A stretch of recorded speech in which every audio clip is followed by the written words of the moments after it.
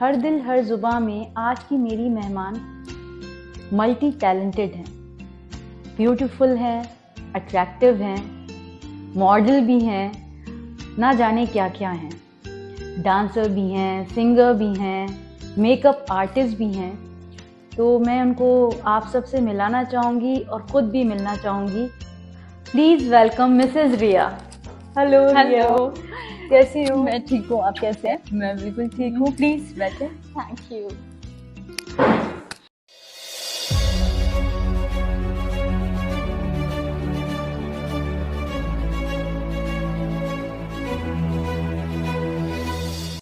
बहुत बहुत शुक्रिया, आपने मुझे शो पे बुलाया। मैं तो बहुत टाइम से वेट कर रही थी कि कब मुझे इस शो पे बुलाया जाएगा। अरे मतलब मुझे आपको देखकर ऐसा लगता है कि आपको देख के औरतों को किस तरीके से बढ़ना चाहिए। मुझे खुद को बहुत इंस्पिरेशन मिलती है आपको देखकर कि जैसे जैसे आप बढ़ रहे हो, आपने चैनल शुरू करा, आप जैसे जैसे अपनी ज़िंदगी में तरक्की पा रहे हो, वैसे ही मुझे भी लगता है कि मैं भी आपके कदमों पे चलूँ। अरे और इतने खूबसूरत लोगों का मेरा साथ होगा तो फिर बात ही क्या है। और रिया, बहुत सारी बातें हैं जो मैं जानना चाहती हूँ, क्योंकि आज आप आई हैं तो बहुत सारी बातें होंगी जो हम आपके बारे में जानेंगे और आपकी ज़िंदगी के बारे में जानेंगे। तो मुझे कुछ आप क्यों ना हम बचपन से ही शुरू करें? जी बिल्कुल, बताएं फिर आप। बचपन मेरा जन्म गाज़ियाबाद में हुआ था।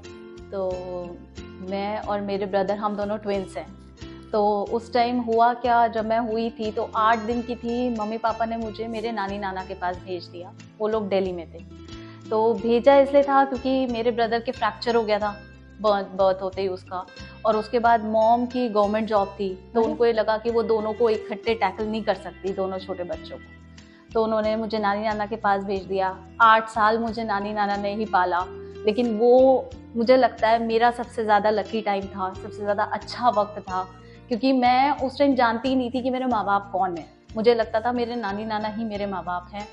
मेरी मासियाँ ने मुझे पाला, उनकी शादियाँ मैंने अपने सामने देखी। मतलब ज़िद्दी होना, हर एक बात मनवाना, सब चीज़ें, स्कूल का नानी उठ के करती थी, नाना लाड़ करते थे।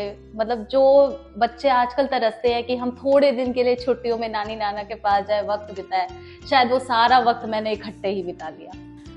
रिया, जब आप इतने टाइम तक नाना नानी के पास रहीं, और वो वक्त भी बहुत खूबसूरत था जी। और उसमें यादें जुड़ी हुई हैं आपकी, मैं बिल्कुल सब मानती हूँ ये। और बहुत अच्छी बात भी आपने कही कि आजकल बच्चे तरसते हैं इन सब चीज़ों के लिए कि हम कैसे अपने नानी के साथ और नाना के साथ वक्त बिताएं। लेकिन कभी आपको भी ऐसा वक्त आया होगा कि जब आपको मतलब माँ बाप की कमी और वो एक उनका कि कब मैं उनसे मिलूँगी, उनके साथ रहूँगी, कभी ऐसा हुआ कि आप कभी ऐसा आपको लगा कि आप स्ट्रेस में आई हो और कभी इस तरह की फीलिंग हुई आपकी लाइफ में? नहीं, कभी भी नहीं। मैंने 8 साल, मुझे यही लगता था कि मेरे नानी नाना ही मेरे पेरेंट्स हैं। उन्होंने मुझे इस तरीके से पाला, मम्मी पापा ही उन्हें बोलती थी। बल्कि कभी कभार जब मेरे मम्मी पापा आते थे या मेरा भाई मुझसे मिलने आता था तो मुझे इरिटेशन होती थी कि ये लोग क्यों आए। मुझे डर लगता था कब जाएंगे वापस, क्योंकि भाई आता था, वो मेरे से लड़ता था हर चीज़ पर। पापा बहुत ज़्यादा डरती थी अपने, वो हर चीज़ पे मुझे डांटते रहते थे। मतलब मुझे कुछ था कि मतलब जो प्यार मुझे नानी नाना करते हैं वो कोई और नहीं कर सकता। तो मैं अवॉइड करती थी कि वो लोग ना आए, ना मिले, ना मैं जाऊँ। अच्छा रिया, जैसे कि आप एक डेंटिस्ट भी हैं और आप पढ़ाई में भी इतनी अच्छी रह चुकी हैं जैसे आपने, और मैंने आपका देखा कि आप सिंगर भी हैं और डांसर भी हैं और आपको कई अवार्ड्स भी मिले। जी। तो आप ये बताएंगे कि आपने ये जो आपका मेकअप की तरफ, जैसे ब्यूटी की तरफ आप क्यों गई, किस लिए गई, कैसे गई? जी, मेकअप का तो मुझे आप समझ लीजिए कि बचपन से ही शौक था। मम्मी की चीज़ें निकाल के लगानी, डांट खानी उसके ऊपर, वो तो शुरू से ही एक साइड बाय साइड था। लेकिन होता क्या है कि आपको जब जर्नी आपकी चलती रहती है ना, तो आपको पता नहीं चलता कि आप क्या बनना चाहते हो या क्या करना है आपको लाइफ में। ऐसा फिर होता है कि जैसे पेरेंट्स ने कह दिया कि नहीं भाई तुम्हें डॉक्टरी करनी है, तुम्हें डॉक्टर ही बनना है, ठीक है कर लेते हैं, कोई बात नहीं। कर लिया, एडमिशन हो गया, डेंटिस्ट्री कर ली। उसके बाद एकदम शादी हो गई, जिस साल फाइनल ईयर था। शादी होते ही बेटा हो गया, एक ही साल में रिस्पॉन्सिबिलिटीज बढ़ गई, सिस्टर इन लॉ की शादी, उनके बच्चे, सब कुछ मैनेज करना। फिर जब अभी लॉकडाउन हुआ 2 साल पहले, तब लॉकडाउन में मुझे लगा कि ना तो मैं प्रैक्टिस कर पाई, ना मैं कुछ कर पाई। एक इंटरेस्ट सा हट गया कि मुझे डॉक्टरी अब उसमें करना ही नहीं है कुछ, मुझे जाना ही नहीं है उस लाइन में, क्योंकि मैंने देखा जो मेरी क्लासमेट्स थी, जो मेरे साथ के थे, वो लोग वही सिर्फ सक्सेसफुल थे जिनके पेरेंट्स ने या तो उनको खुलवा कर दे दिया या जिनकी शादी डॉक्टर से हो गई। अदरवाइज वो लोग सब अपने घरों पे बैठ के बच्चे ही पाल रहे थे। पर मैंने एक दिन अपने हस्बैंड से कहा, मैंने कहा मेरे को ना खाली बच्चे नहीं पालने हैं, मुझे कुछ करना है अपनी लाइफ में। तो उन्होंने पूछा क्या करना चाहती हो? मैंने कहा सोच के बताऊंगी। फिर मैंने लॉकडाउन में देखा, मैंने सबसे पहले देखा लीना भूषण के पोस्ट। लीना भूषण बहुत बड़ी मेकअप आर्टिस्ट है दिल्ली की, उनका देखा किस तरीके से मेकअप करती हैं, क्या करती हैं, कॉपी करने की कोशिश करी। लॉकडाउन में रात को, मेरी बेटी बहुत छोटी सी थी 8 महीने की, वो सो जाती थी तो रात को 2-2 बजे मैं उठ के मेकअप करती थी कि अब सब सो गए हैं, अब मैं आराम से मेकअप की प्रैक्टिस कर सकती हूँ।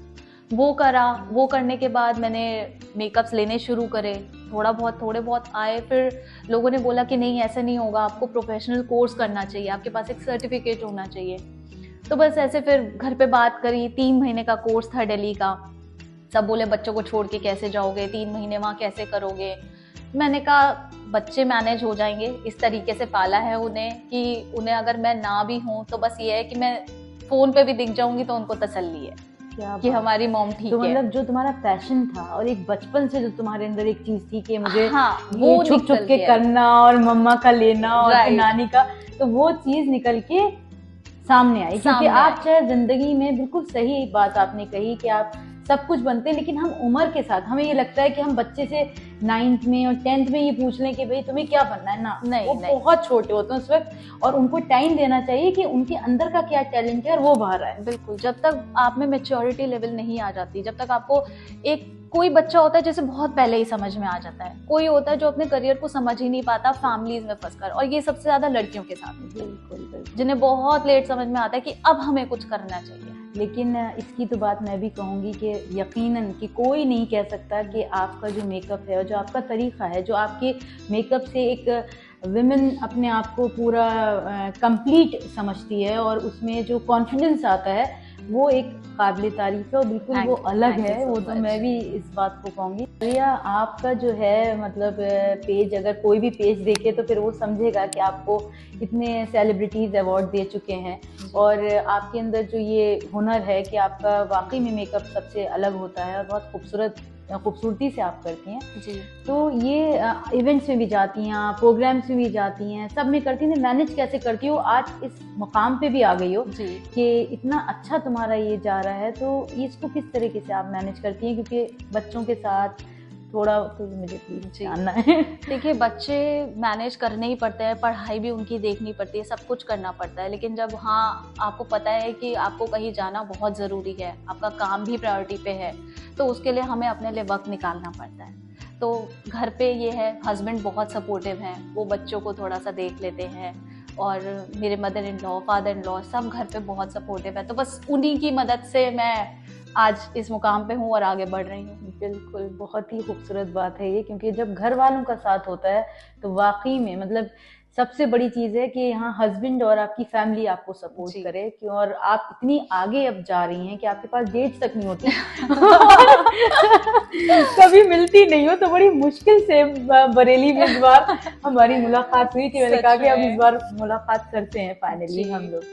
रिया, मैं ये भी पूछना चाहूँगी कि अब मेकअप में जैसे तुमने फाइनली यही अपना एक प्रोफेशन चुन लिया है, जो कि मतलब दिली वो थी तमन्ना, वो पूरी हुई, तो अब कैसा लग रहा है इसमें? अब तो बहुत अच्छा लगता है। अब तो ऐसा लगता है कि अगर मेकअप नहीं किया या कुछ नहीं हुआ तो ऐसा लगता है दिन का कोई काम नहीं हुआ। इतना मज़ा आता है। अब सबसे बढ़िया बात है, जो भी आप प्रोफेशन चूज करो उसमें आपको मज़ा आना चाहिए, कि आपको काम करने में मज़ा आता है, आप बोर नहीं होते, आप उस काम से थकते नहीं हो, चाहे वो पूरे दिन का हो, चाहे वो 2 दिन का हो, चाहे वो 4 दिन का। तो मुझे तो बहुत मज़ा आता है। मतलब मुझे लगता है कि काश मैंने ये पहले कर लिया होता।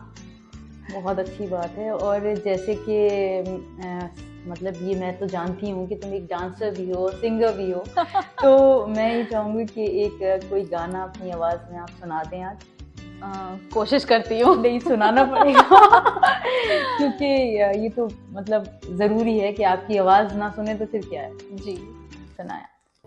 हमें तुमसे प्यार कितना ये हम नहीं जानते मगर जी नहीं सकते तुम्हारे बिना, हमें तुमसे प्यार कितना। बहुत ही प्यारी। Thank you Thank so you. Much Riya. शुक्रिया रिया बहुत बहुत आने का, ये मेरी तरफ से आपके लिए Thank you छोटा so सा much. तोहफा। Thank you.